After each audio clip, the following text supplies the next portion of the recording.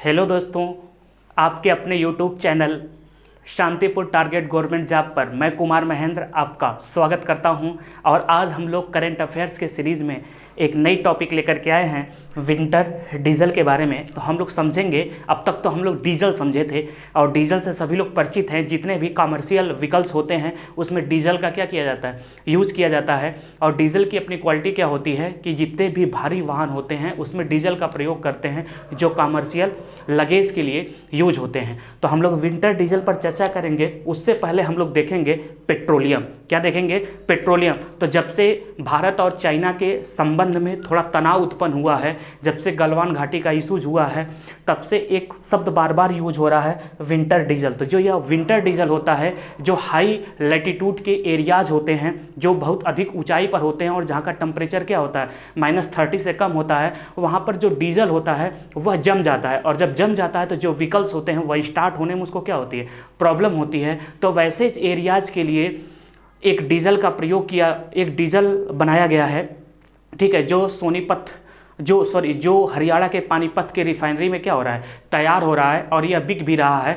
तो इस डीजल का नाम रखा गया विंटर डीजल। और स्पेशली इसको यूज करना, जो हमारी आर्मी है वह इसको क्या करेगी, यूज करेगी। तो हम लोग इस पर चर्चा करेंगे कि क्या होता है विंटर डीजल। तो उससे पहले हम लोग समझते हैं पेट्रोलियम। जब पेट्रोलियम को समझ लेंगे तो विंटर डीजल इजिली क्या हो जाएगा, आपको समझ में आ जाएगा। तो चलिए स्टार्ट करते हैं। तो सबसे पहले हम लोग देखेंगे वैश्विक एवं भारतीय इतिहास की। सबसे पहले विश्व में कहाँ पर पेट्रोलियम का उत्पादन हुआ, खोजा गया। और उसके बाद भारतीय परिप्रेक्ष्य में पहली बार पेट्रोलियम की शुरुआत कहाँ से हुई, कहाँ पर पेट्रोलियम का ड्रिल किया गया। उसके बाद पेट्रोलियम के निष्कर्षण की बात करेंगे कि कैसे पेट्रोलियम को पृथ्वी के आंतरिक भाग से निकाला जाता है। फिर उसके बाद हम लोग बात करेंगे पेट्रोलियम के शोधन पे बात करेंगे, अर्थात पेट्रोलियम का शोधन कैसे होता है, तो इस पर हम लोग चर्चा करेंगे। तो आप लोग हाई स्कूल में पढ़े होंगे प्रभाजी आसवन विधि।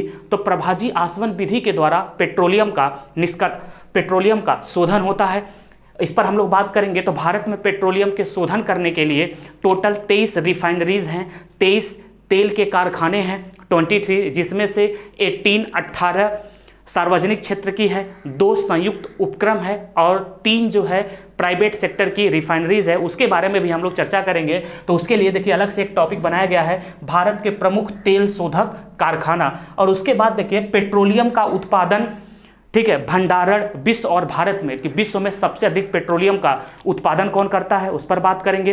पेट्रोलियम का विश्व में सबसे अधिक भंडारण कहाँ है, उस पर हम लोग बात करेंगे। और डिटेल हम लोग क्या करेंगे, चर्चा करेंगे कि चीज़ें कैसे हो रही हैं। तो सबसे पहले आइए हम लोग बात करते हैं पेट्रोलियम का वैश्विक इतिहास की बात करते हैं कि सर्वप्रथम पेट्रोलियम का विश्व में इतिहास का रहा। अगर हम लोग विश्व में बात करें तो पहली बार देखिए, अगर हम लोग विश्व लेवल पर बात करें, वर्ल्ड लेवल पर अगर बात करें, तो विश्व में पहली बार 18, आधुनिक विश्व की बात करें, पेट्रोलियम तो सदियों से चला आ रहा है, किसी न किसी रूप में यूज हो रहा था। लेकिन अगर हम लोग बात करें आधुनिक विश्व में, पहली बार वैज्ञानिक तरीके से 1859 ईस्वी में यूएसए में, कहाँ पर देखिए यूएसए में, यूएसए का एक स्टेट है पेंसिल्वेनिया।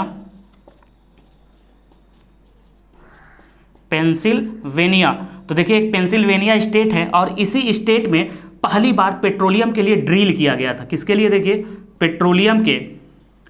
पेट्रोलियम के निष्कर्षण के लिए पहली बार ड्रिल किया गया था। और ड्रिल जो की गई थी वह अमेरिकन ऑयल कंपनी ने की थी। कौन की थी? देखिए अमेरिकन ऑयल कंपनी ने इसका क्या किया था, ड्रिल किया था। और इसको पहली बार ड्रिल करने वाले जो हैं एडविन ड्रेक।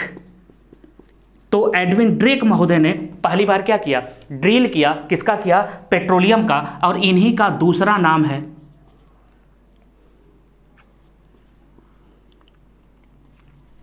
Colonel Drake. इनको कर्नल ड्रेक भी कहते हैं, ठीक है। तो अगर आपसे कभी पूछा जाए कि विश्व में पहली बार पेट्रोलियम के लिए ड्रिल कहां पर हुआ, तो विश्व में पहली बार पेट्रोलियम के लिए ड्रिल 1859 ईस्वी में यूएसए के पेंसिल्वेनिया राज्य में अमेरिका ऑयल कंपनी के द्वारा एडविन ड्रेक के द्वारा किया गया। तो ये तो विश्व की बात हो गई। फिर अगर हम लोग भारत की बात करें, तो अगर हम लोग भारत की बात करें तो भारत में पहली बार पेट्रोलियम का ड्रिल कब होगा, भारत में, तो देखिए भारत में अंग्रेजों का शासन था, ब्रिटिश एडमिनिस्ट्रेशन था, और ब्रिटिश एडमिनिस्ट्रेशन के अंतर्गत पहली बार असम में, कहाँ पर देखिए असम में, और पहली बार असम में 1860 में, देखिए ध्यान से, पहली बार असम में 1860 में ड्रिल किया गया, लेकिन यह असफल रहा।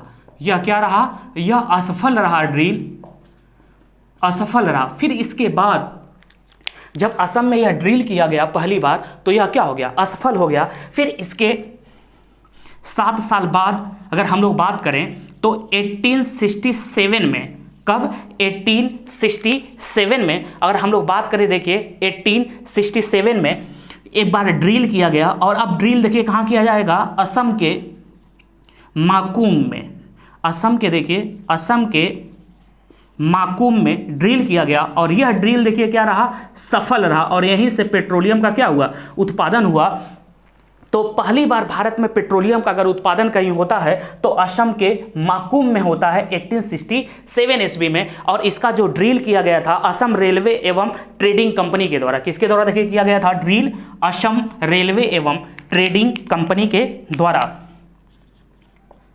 असम रेलवे एवं ट्रेडिंग कंपनी के द्वारा, असम रेलवे एवं ट्रेडिंग कंपनी के द्वारा यह ड्रिल किया गया था, और यह सफल रहा। फिर इसके कुछ साल के बाद अगर हम लोग बात करें 1889 ईस्वी में भारत में दूसरा ड्रिल हुआ, और यह ड्रिल हुआ डिगबोई में। कहाँ पर हुआ? देखिए डिगबोई में, असम के डिगबोई में हुआ। तो जब कभी भी आपसे प्रश्न पूछा जाए कि दूसरी बार ड्रिल कहाँ हुआ? असम के डिगबोई में ड्रिल हुआ, और यह कब हुआ था? देखिए 1889 में। तो भारत में पहली बार ड्रिल हुआ था असम के माकुम में, और दूसरी बार देखिए कहाँ हुआ? डिगबोई में। यह भी क्या रहा? सफल रहा। तो अगर कभी भी पूछा जाए कि भारत में पहली बार पेट्रोलियम किस राज्य में खोजा गया? असम में। और सर्वप्रथम कहाँ खोजा गया? तो माकुम में। फिर दूसरी बार कहाँ खोजा गया? डिगबोई में। अब इसी के बाद भारत में देखिए, अब डिगबोई की बात हो गई, अब पेट्रोलियम तो आ गया, कच्चा तेल तो हमको मिलने लगा। जब यह कच्चा तेल मिल गया तो इस कच्चा तेल का प्यूरिफाई करेंगे, तो पहली बार भारत में डिगबोई, देखिए पहली बार भारत में डिगबोई रिफाइनरी की स्थापना हुई। रिफाइनरी की क्या हुई? स्थापना हुई, और यह हुई थी देखिए 1901 में। तो 1901 में भारत में पहली तेल शोधन कारखाना की स्थापना हुई थी, और वो अभी का डिगबोई तेल शोधन कारखाना की स्थापना हुई थी असम में 1901 में। इसके बारे में तो हम लोग डिटेल चर्चा करेंगे। तो देखिए आप लोगों ने देख लिया कि विश्व में 1859 ईस्वी में यूएसए के पेंसिल्वेनिया प्रांत में पेट्रोलियम के लिए पहली बार ड्रिल हुई आधुनिक तरीके से, और इसको ड्रिल करने वाले थे एडविन ड्रेक, या इन्हीं को कर्नल ड्रेक के नाम से भी जाना जाता है। अगर हम लोग भारत के परिप्रेक्ष्य में बात करें तो भारत के असम में 1860 में ड्रिल किया गया, लेकिन यह क्या रहा? असफल रहा। उसके बाद 1867 ईस्वी में असम के माकुम में ड्रिल किया गया, जो कि सफल रहा, अर्थात पेट्रोलियम का क्या हो गया? उत्पादन हो गया। अब इसके बाद देखिए अगर हम लोग बात करें, फिर इसके बाद 1889 ईस्वी में डिगबोई में ड्रिल किया गया, और यह भी सफल रहा, और कच्चा तेल हमको उत्पादन होने लगा। फिर उसके बाद 1901 ईस्वी में डिगबोई रिफाइनरीज की क्या हुई? स्थापना हुई, जो भारत की सबसे पुरानी क्या है? रिफाइनरी है। इतनी बातें आप क्लियर हो गए होंगे, तो आपको हिस्ट्री समझ में आ गई होगी। अगर देखिए हम लोग पेट्रोलियम की बात कर लें तो यह पेट्रोलियम में जो होता है हाइड्रोकार्बन्स होता है। पेट्रोलियम में किसकी मात्रा होती है? हाइड्रोकार्बन्स की मात्रा होती है। हाइड्रोकार्बन्स की इसमें क्या होती है? मात्रा होती है। और इस पेट्रोलियम को देखिए, इसको तरल सोना, या इसी को तरल सोना या काला सोना के नाम से जाना जाता है। तरल सोना या काला सोना के नाम से जाना जाता है किसको? पेट्रोलियम को। अगर हम लोग पेट्रोलियम की बात करें तो यह थोड़ा सा गहरा काला रंग का क्या होता है? पदार्थ होता है, और यह चिपचिपा पदार्थ होता है। ठीक है। जब इसमें देखिए क्या होती है? स्मेल आती है, और इसमें देखिए स्मेल का कारण क्या होता है कि इसमें गंधक पाया जाता है। गंधक और सल्फर के कारण, गंधक और सल्फर के कारण ठीक है, इसमें गंध पाई जाती है जो स्मेल देता है। तो पूछा भी जाता है कि गंधक और सल्फर के कारण पेट्रोलियम में क्या आती है, स्मेल आती है। तो ये पेट्रोलियम की कुछ कहानी हो गई। अब हम लोग बात करेंगे, जब हमको पेट्रोलियम का पता चल गया, पेट्रोलियम निकालने लगे, तो अब पेट्रोलियम को कैसे हम निकालेंगे। तो पेट्रोलियम को निकालने के लिए सतह से, ध्यान समझिए, जब हम पेट्रोलियम का निष्कर्षण करते हैं तो सतह से 1000 से लेकर के 6000 फीट के गहराई में हम लोग क्या करते हैं, ड्रिल करते हैं, तब क्या निकलता है, पेट्रोलियम। तो यह भी प्रश्न पूछा जाता है कि सतह से 1000 से 6000 फीट की गहराई में हम ड्रिल करते हैं तो पेट्रोलियम का क्या होता है, उत्पादन होता है। अब इसके बाद हमको समझना है पेट्रोलियम का निष्कर्षण, अर्थात हम पेट्रोलियम को कैसे निकालते हैं। अब हम लोग इस पर क्या करेंगे, डिस्कस करेंगे। तो बिल्कुल आप लोग बने रहिए, और बहुत इंटरेस्टिंग है। आपको YouTube पर पहली बार ये टॉपिक मिल रही होगी इतना क्रमबद्ध तरीके से। तो अगर आपको आज का सेशन अच्छा लग रहा हो, चीज़ें समझ में आ रही हों, तो वीडियो को लाइक कर दीजिए। जब आप लोग वीडियो को लाइक करते हैं तो इससे हम लोग मोटिवेट होते हैं, थोड़ी प्रेरणा मिलती है। तो इसलिए वीडियो को आप लाइक कर दीजिए, शेयर कर दीजिए, चैनल को सब्सक्राइब कर दीजिए और बेल आइकन को प्रेस करना बिल्कुल मत भूलिए, ठीक है, जिससे आपको अगली वीडियो का नोटिफिकेशन मिलता रहेगा। तो चलिए आगे हम लोग बात करते हैं पेट्रोलियम के निष्कर्षण की, कि पेट्रोलियम का निष्कर्षण कैसे होता है। तो आइए हम लोग डिस्कस करते हैं पेट्रोलियम के निष्कर्षण की। सेकेंड पॉइंट हम लोगों का है पेट्रोलियम का निष्कर्षण। अब देखिए पेट्रोलियम का निष्कर्षण कैसे होगा। पेट्रोलियम के निष्कर्षण की बात करें, अर्थात हम पेट्रोलियम को कैसे निकालेंगे, तो देखिए ध्यान से, पेट्रोलियम की अगर हम लोग बात करें तो यह देखिए आपका सरफेस है, यह आपका क्या है, सतह है, पृथ्वी का सतह है, और पृथ्वी का यह आंतरिक भाग है, और इसी पृथ्वी के आंतरिक भाग से पेट्रोलियम का निष्कर्षण होगा। अब देखिए, अब इसको हम लोग चलिए कुछ पार्ट में क्या कर लेते हैं, डिवाइड कर लेते हैं। इसको कुछ पार्ट में हम लोग डिवाइड कर लेते हैं।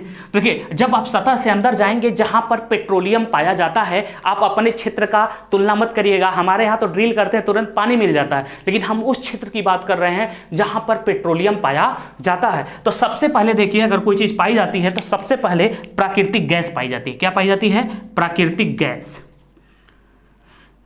प्राकृतिक, सबसे पहले नेचुरल गैस पाई जाएगी, फिर इसके बाद देखिए ऑयल पाया जाता है, फिर इसके बाद तेल पाया जाता है, तेल मतलब पेट्रोलियम, और इसके बाद देखिए वाटर पाया जाता है, पानी पाया जाता है। तो यह भी पूछा जाता है कि जब हम ड्रिल करते हैं तो सबसे पहले क्या पाया जाता है, प्राकृतिक गैसें पाई जाती हैं, इसके बाद क्या पाया जाता है, पेट्रोलियम पाए जाते हैं, ठीक है। और फिर पेट्रोलियम के बाद देखिए, इसको पेट्रोलियम भी हम कह सकते हैं, पेट्रोलियम, और पेट्रोलियम के बाद देखिए क्या पाया जाता है, वाटर। तो वाटर का स्थान तीसरा होता है जहां पर ये सब चीजें पाई जाती हैं। तो अब इसके बाद देखिए, इसको निकालने के लिए कुआं बनाया जाता है। क्या बनाया जाता है, कुआं बनाया जाता है। तो सबसे पहले देखिए गैस का कुआं बनता है, जो सबसे ऊपर होगा सबसे पहले उसका कुआं बनेगा।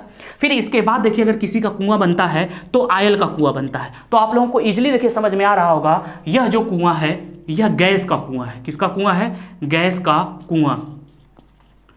यह देखिए गैस का कुआं है, और यह देखिए पेट्रोलियम का कुआं है।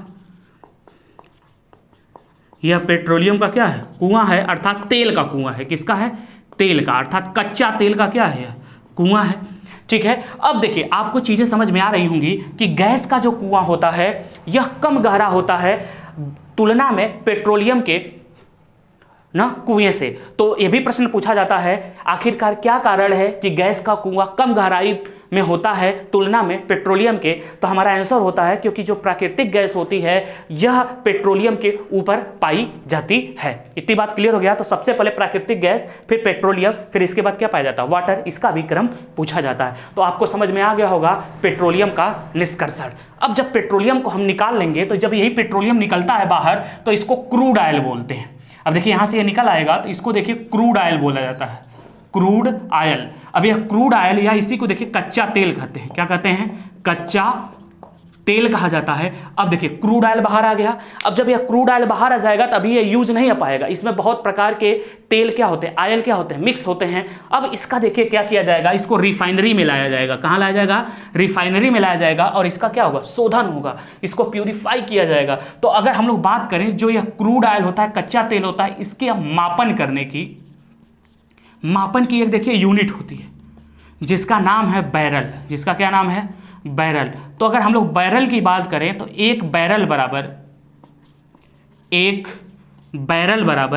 159 लीटर होता है। तो यह प्रश्न बार बार पूछा जाता है कि कच्चा तेल को किसमें मापन किया जाता है। तो कच्चा तेल के मापन की बात करें तो इसका मापन बैरल में किया जाता है। किसमें किया जाता है? बैरल में किया जाता है। तो जब भी आपसे प्रश्न पूछे कि एक बैरल बराबर कितना होता है तो 159 लीटर होता है। तो आई होप, मैं आशा करता हूं कि आपको इतनी चीजें समझ में आ गई होगी। अब हम लोग बात करते हैं तेल शोधन की। किसकी बात करते हैं? तेल शोधन की, अर्थात रिफाइनरीज की बात करते हैं कि कैसे तेल का क्या होगा? शोधन होगा। आइए अब हम लोग तेल शोधन पर डिस्कस करते हैं।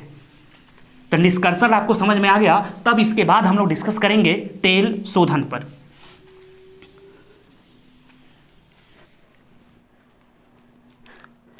अब देखिए, अगर हम लोग बात करें थर्ड पॉइंट में, पेट्रोलियम का शोधन। अब पेट्रोलियम को हम लोग शोधन करेंगे तो, और इसी पेट्रोलियम के शोधन को प्रभाजी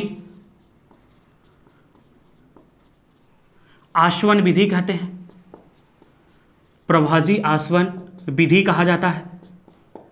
चलिए बात करते हैं हम लोग प्रभाजी आसवन विधि के बारे में। और इसके बाद देखिए, अगर हम लोग इसका डिस्कस करें तो देखिए, यही रिफाइनरीज होती है। तो भारत में पेट्रोलियम शोधन के टोटल 23 रिफाइनरीज हैं वर्तमान में। कितनी रिफाइनरीज हैं? 23 रिफाइनरीज हैं। और इस 23 रिफाइनरीज की बात करें तो 18 और 2 और प्लस 3 का क्या है? कॉम्बिनेशन है। तो जो ये 18 रिफाइनरीज हैं, यह सार्वजनिक क्षेत्र की है, सार्वजनिक क्षेत्र की। 2 जो आपकी हैं यह संयुक्त उपक्रम है, यह संयुक्त है। और जो यह 3 है आपकी, यह 3 आपकी निजी क्षेत्र की है। क्या है? निजी क्षेत्र की। इसको हम लोग अभी डिटेल डिस्कस करते हैं। अब देखिए, कच्चा तेल आ गया। अब इस कच्चे तेल का प्रभाजी आसवन होगा। तो अब देखिए, प्रभाजी आसवन के लिए ऐसे बड़े बड़े क्या बने होते हैं? टैंक बने होते हैं। जैसे समझिए, यह मान लीजिए प्रभाजी आसवन का टैंक है, और इसमें देखिए एक ऐसे नली लगी होती है, और इसके बाद कुछ इस तरह से टैंक लगे होते हैं। और यहाँ पर देखिए कच्चा तेल को क्या किया जाता है? स्टोर किया जाता है। तो अगर हम लोग बात करें तो यह देखिए आपका क्रूड ऑयल है। इसकी अगर हम लोग बात करें तो यह आपका क्रूड ऑयल है। क्रूड ऑयल कच्चा तेल है। यह आपका क्रूड ऑयल अर्थात कच्चा तेल है। अब इसमें देखिए यह भरा हुआ है। अब इसमें तेल आएगा तो यहाँ का जो टेम्परेचर होता है अप टू 400 सेल्सियस होता है। कितना होता है? Up to 400 Celsius. अब इसमें जब यह आएगा तो इसमें पूरा मूव करेगा। तो सबसे पहले अगर किसी चीज़ का जब इसका शोधन होगा तो सबसे पहले देखिए प्राकृतिक गैस निकलती है। सबसे पहले क्या निकलती है? प्राकृतिक गैस निकलती है। बार बार पूछा जाता है क्वेश्चन। सबसे पहले प्राकृतिक गैस, नेचुरल गैस जैसे CNG, PNG ना, ये सब चीज़ें निकलती हैं। तो सबसे पहले देखिए LPG, CNG, PNG, ये सब गैसें निकलती हैं। हम लोग कभी इसके बारे में डिटेल पढ़ेंगे कि LPG क्या होता है, CNG क्या होता है, PNG क्या होता है। हाँ, इसके बारे में डिस्कस किया जाएगा। इसके बाद देखिए दूसरे नंबर पर इसमें से कोई चीज़ निकलता है तो वह निकलता है आपका पेट्रोलियम, अर्थात पेट्रोल निकलता है। क्या निकलता है?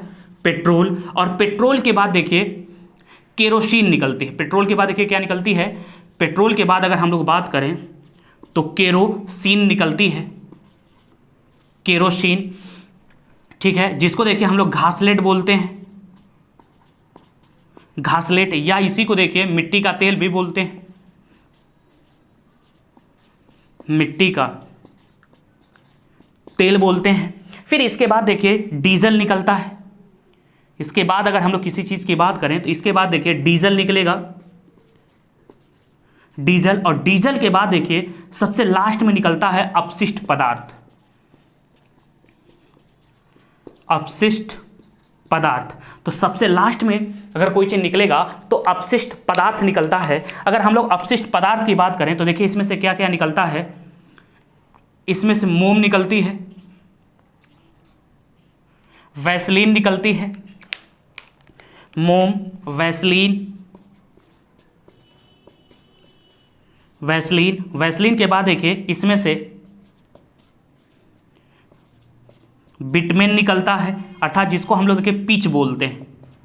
पिच या चारकोल बोलते हैं, और जिससे देखिए किसका निर्माण होता है, सड़क का निर्माण होता है, सड़क बनाई जाती है, ठीक है। और सड़क पर जो यूज होता है इसका, तो देखिए मोम हो गया, वैसलीन हो गया, ब्यूटमेन हो गया, यह अपशिष्ट पदार्थ होता है। तो जो हम लोग अपने चेहरे पर वैसलीन लगाते हैं, यह प्राकृतिक गैस का अपशिष्ट क्या होता है, पदार्थ होता है, जिसके बारे में बार बार एग्जाम में क्या किए जाते हैं, क्वेश्चन पूछे जाते हैं।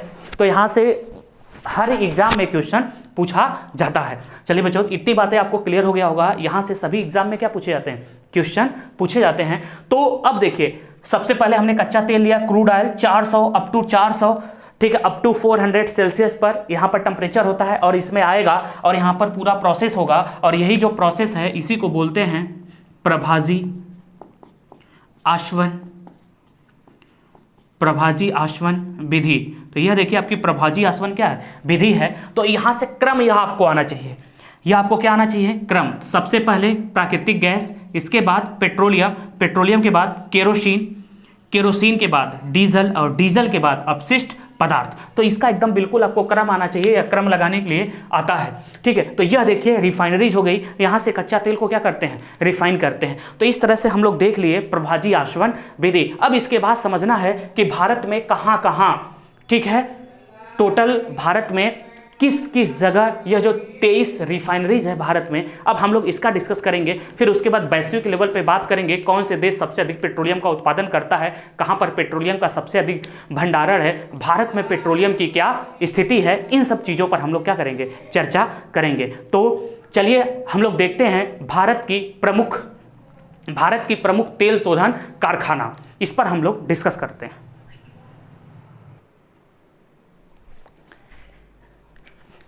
तो भारत के प्रमुख तेल शोधन कारखाना की हम लोग चर्चा कर लेते हैं। तो देखिए, इंडियन ऑयल कॉरपोरेशन लिमिटेड एक है, इंडियन ऑयल कॉरपोरेशन लिमिटेड, फिर हिंदुस्तान ऑयल कॉरपोरेशन लिमिटेड, फिर उसके बाद Bharat petroleum corporation limited. Mainly यही भारत में 3 जो है रिफाइनरी का क्या करते हैं, कार्य करते हैं, और उसके बाद निजी क्षेत्र के भी हैं। तो ये तो गवर्नमेंट सेक्टर की बात हो गई।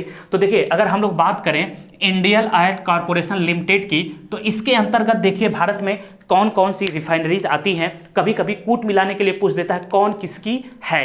तो देखिए, एक बिहार है, बिहार स्टेट में देखिए बरौनी है। तो बरौनी जो है इंडियन ऑयल कॉरपोरेशन के अंतर्गत आती है। तो बार बार पूछा जाता है कि बरौनी किस राज्य में, बिहार में है।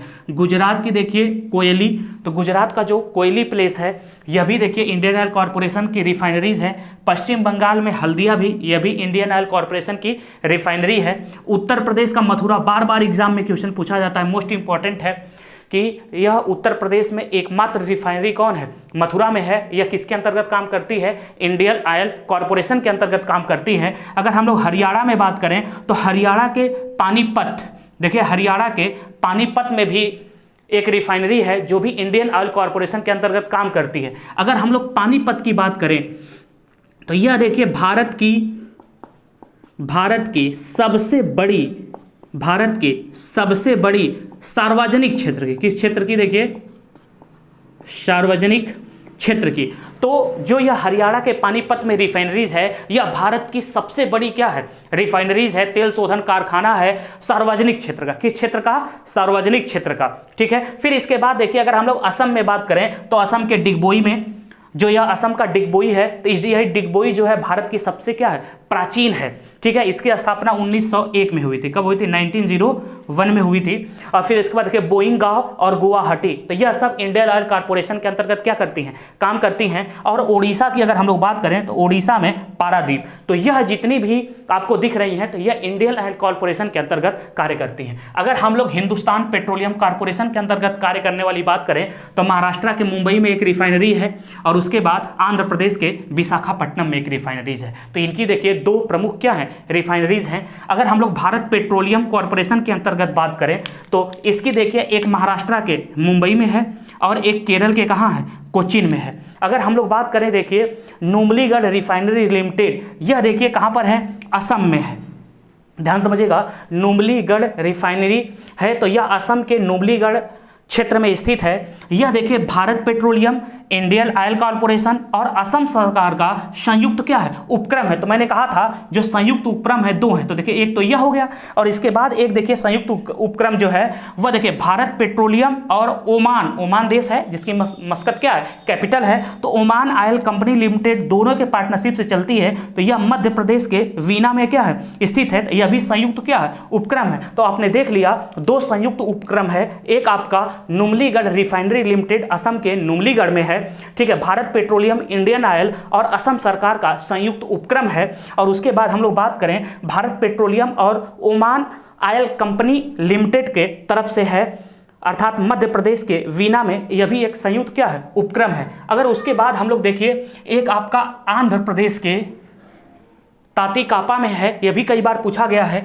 जो तेल एवं प्राकृतिक गैस लिमिटेड ONGC की रिफाइनरी है, इसको भी बार बार पूछा जाता है, यह ONGC की है। उसके बाद देखिएगा निजी क्षेत्र की बात करें, मोस्ट इंपॉर्टेंट है। तो निजी क्षेत्र में रिलायंस इंडस्ट्रीज लिमिटेड की दो हैं, तो एक रिलायंस इंडस्ट्रीज लिमिटेड फर्स्ट है और दूसरा रिलायंस इंडस्ट्रीज लिमिटेड सेकंड है। और यह दोनों देखिए कहाँ है, जामनगर के गुजरात में। यह दोनों देखिए कहाँ है, जामनगर के गुजरात में है। और इसके बाद देखिए और हम लोग थोड़ा समझने की कोशिश करें तो यह जो सेकंड है, ठीक है, रिलायंस इंडस्ट्रीज जो आपका सेकंड है, अगर हम लोग इसको डिस्कस करें तो यह भारत ही नहीं विश्व की भी, देखिए विश्व की सबसे बड़ी क्या रिफाइनरीज है जो गुजरात के, ठीक है, जामनगर में है। तो भारत की अगर सबसे बड़ी रिफाइनरी पूछेगा तो कौन सा हो जाएगा, रिलायंस इंडस्ट्रीज सेकंड हो जाएगा। लेकिन सार्वजनिक क्षेत्र की सबसे बड़ी पूछेगा तो पानीपत हो जाएगा, ठीक है। चलिए उसके बाद देखिए अगर हम लोग बात करें एक और निजी क्षेत्र की है, तो निजी क्षेत्र की तीन बताया था, दो यह हो गई और एक ये देखिए क्या है आपकी तीसरी है एस्सार ऑयल लिमिटेड। आप लोग एस्सार का भी पेट्रोल पंप देखते होंगे, जगह जगह लगा होता है, रेड कलर का होता है। तो एस्सार ऑयल लिमिटेड यह गुजरात के वादीनगर में है। तो इस तरह से यह भारत के प्रमुख क्या हो गए आपके, यह भारत के प्रमुख तेल शोधक क्या हो गए, कारखाने हो गए। अब इसके बाद हम लोगों को बात करनी है कि भारत में कहाँ कहाँ तेल शोधक कारखाने ना, भारत में तेल के जो भंडारण और उत्पादन की बात करनी कि विश्व में सबसे ज़्यादा उत्पादन कहाँ होता है, भंडारण कहाँ होता है और भारत में कहाँ होता है, इस पर भी हम लोग थोड़ा सा डिस्कस कर लेते हैं। तो आइए देखिए हम लोग बात कर लेते हैं उत्पादन और भंडारण की।